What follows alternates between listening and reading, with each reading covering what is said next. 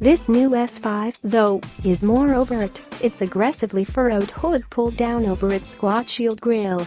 From the side, the original car's fine character line has been exaggerated into an overly defined, wavy crease that pulls double duty as the hood shut line. It seems a more impressive manufacturing feat than an aesthetic one.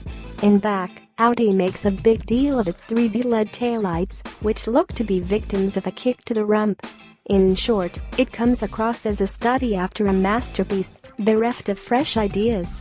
Audi's bold claims on the design's behalf had us looking at the car with more scrutiny and, at least at first glance, seeing more a caricature of its predecessor than a new icon.